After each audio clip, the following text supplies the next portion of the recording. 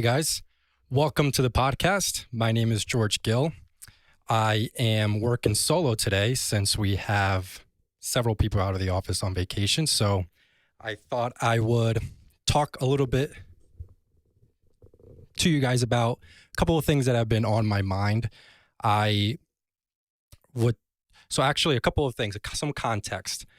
I have been doing a morning huddle with the team for the last several months, and that consists of us getting together on a regular basis every morning to just kind of talk about our wins, what are we working on, what are some of the challenges that we're having, and just to kind of stay in sync with one another. And every now and then we talk a little bit about some of the struggles that we're having and some of those frustrations. So I thought that we would talk a little bit specifically about that. And so this is more or less geared towards the agents in our business, not just the ones in my office, but actually some of the people that are on our call in the morning are agents from other offices. And so this applies to just anyone who is in the business. And I'll start by telling you a little story as to how this came about. I would say about 3 weeks ago, I went to Hartford to take a look at some property for one of our property management clients. She is a very successful businesswoman who actually has bought a lot of property with us and has never seen most of them.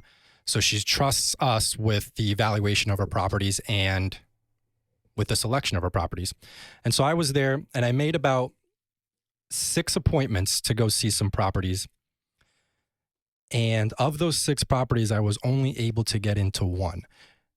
And actually, I got into 2, but I really was only able to successfully preview 1 because the second one, the only reason I got into it was because the tenants arrived at the same time that I was there and they happened to let me in. But point of this is that I scheduled a good chunk of time to see property, and due to some... And I feel as though I have to be very careful with how I word this, because those of you that know me know that I am very much against knocking other people in the business or talking negatively about the business. And that's not what I'm going to do. But I would say that there has been some carelessness, if you will, in the industry with how we are managing some of the processes in our business. And part of that is the preparation for the listings, the expectation for our clients, and how we treat one another as agents. And case in point, when I was in Hartford, I wasn't able to get into a lot of the showings because of the fact that agents, I should say, either did not have keys in the lockbox or misplaced lockboxes or had incorrect combinations or did not properly alert their tenants that I was coming. And so fortunately, in my situation, I was by myself, so I wasn't with a client. But in a situation where I would have been with a client, that just bodes very negatively for us, I would say. And so it got me to thinking that if I ever had the opportunity to scream from the rooftops as to what my frustrations with the industry are, I would try to take that opportunity to do that. And so right now I am going to metaphorically scream from the rooftops and say that we as an industry need to do better. This is me appealing to the agents, saying that we have to do better. And if that example of the possibility of me being in a situation with a client where the client has driven 40, 50, 60 minutes to a property and they're not able to get in, if that example is not enough to somewhat highlight that void that we have in our business, then I thought I would share some numbers with you, which I think does a good job at essentially bringing into focus the competition that exists and how important it is for us to differentiate ourselves from other agents in our industry. And so I jotted down a couple of numbers and I'll share those with you. The first number I jotted down was a recent report from NAR, National Association of Realtors, that said that as of April of 2021, so roughly 6-7 months ago, there are 1.5 million licensed real estate agents in the country. Now, that, I don't know if that means anything to anyone just in and of itself, but that is an astronomical number. And to put that into comparison, that same month that NAR released those numbers, there were fewer homes for sale on the market than there were real estate agents. 1.5 million licensed salespeople, and fewer homes than real estate agents were on the market at that time. So it begs the question, if you are a real estate agent, what are we doing in order to produce business if at one point this year there weren't even enough homes for us to be selling based on the number of real estate agents that were in the country?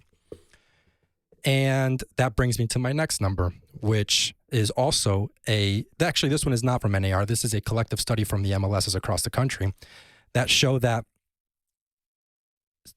of the 1.5 million agents that are licensed in this country, 50% of them are doing 91% of all the real estate business in the country. I think I should repeat that. 91% of all the business in this country, which includes all the transactions, all the properties being transacted, all the volume, all of the commissions are being controlled by 50% of the licensed real estate agents. In other words, 750,000 agents are controlling 91% of the business. And if that number is not astonishing enough, the next number that I wrote down is that of those 750,000 real estate agents, 375,000 or 25% of the 1.5 million are controlling 73% of all of the business. So 73% of all of the transactions, 73% of all the volume, and 73% of all the commissions are being controlled by 25% of the agents. So that to me just says that there are a lot of real estate agents not doing any work.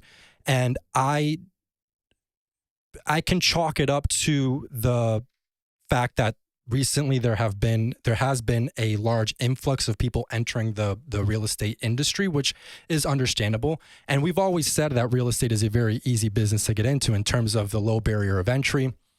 There's a low overhead cost. And so in addition to it not costing an independent contractor very much to run their business, there also is a very low barrier of entry in terms of how much it costs to go through the schooling and how much it requires to actually become licensed. And so it's not so shocking to me that there is an increase in the agents that are in the business.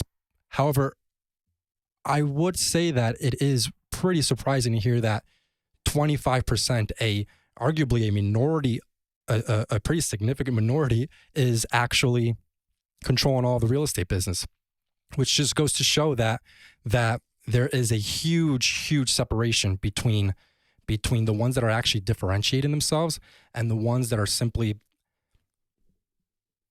for lack of a better term, phoning it in. And so for me, I wanted to take this opportunity, much like I did when we were on the morning huddle, to just highlight how important it is for us as agents to differentiate ourselves, to set ourselves apart, to provide value in a true, meaningful way. And more than all of that, and perhaps maybe this encompasses all of that, but more than all of that, it's to actually do better. We unfortunately have set the bar very low for ourselves. And I feel as though I may ruffle some feathers when I talk like this, but reality is that I'm in the same boat. I'm a real estate agent, so I'm talking about myself as well when I say this. But we really need to do better in the standard that we hold ourselves to, and in how we treat clients and in how we treat each other in this industry. So to that point, I also wrote down some things in terms of what I feel it means to do better, because I don't want to just preach and say, hey, do better, we're better than this, and not really explain what that means.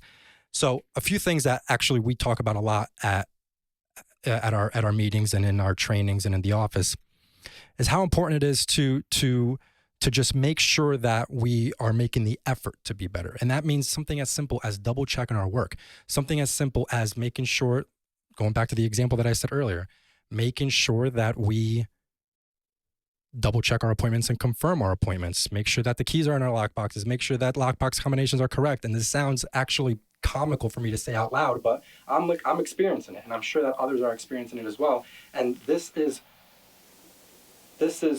being experienced by the clients in some capacity as well. And so I think that we owe it to ourselves to right that ship. So something as simple as as checking our work and making sure that we are doing everything correctly, whether that's running it by a colleague or even double checking work yourself, a very, very simple and easy step to be able to make sure that we start to work away from the stigma that has become the real estate industry.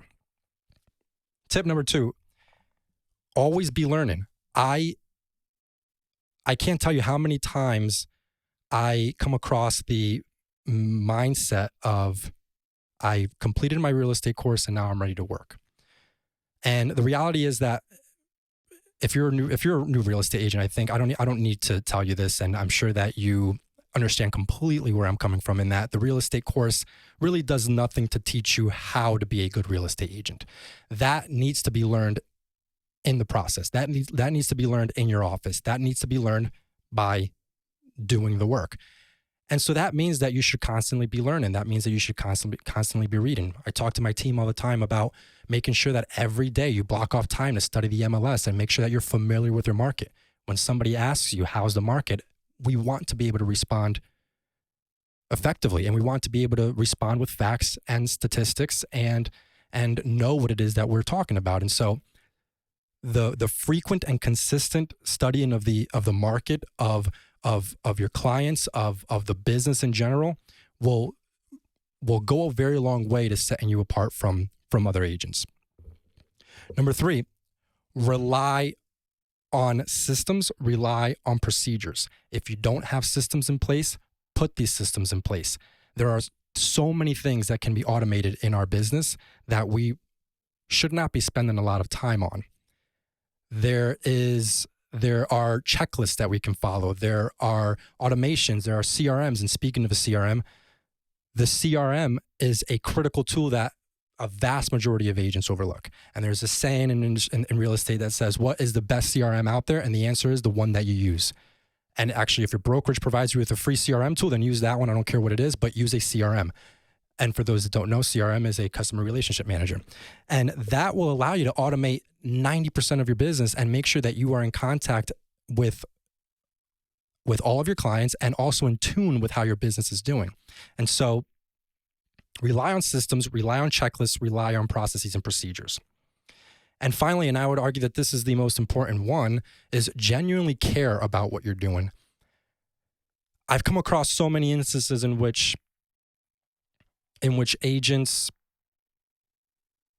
treat certain parts of the process very, very, very transactional. And in the literal sense, that's true. But at the same time, as an example, our job isn't complete when we finally find a property for our client and we put that property under contract. I would argue that our job actually starts as soon as we put that property under contract. That's when our artistry comes out, if you will. That's when we need to negotiate. That's when we need to find common ground. That's when we need to walk people off of a ledge. That's when we need to work in conjunction with several people to reach a common goal. So much like our learning doesn't end with the real estate course, our job doesn't end with simply putting a property under contract. Our job doesn't end with simply putting a for sale sign in the ground. And our job doesn't end with a closing. We need to be there as a resource for our clients, and we need to genuinely care about the process. And so if it means occasionally taking a pause and imagining yourself in your client's shoes and what they're experiencing and what they're thinking, so that you can empathize with what they're experiencing, sometimes that's necessary, and sometimes that goes a long way for you to provide good service to your client and to be a better agent. And so, to my point, agents, we need to do better. Those are the things that I will say are good starting points, and that is what I would say are some of the most important things that I would argue are critical for an agent's success and to differentiate ourselves from everyone else in the competition. So everyone else, that's our competition, I should say. So I will jump off of my soapbox. I have run very long, but I just wanted to share that and put that out there. I know that I shared it with my team on the morning huddle, but I thought that maybe it would be a good topic to share with everyone who's listening, and particularly the agents that tune in. So thanks so much for tuning in.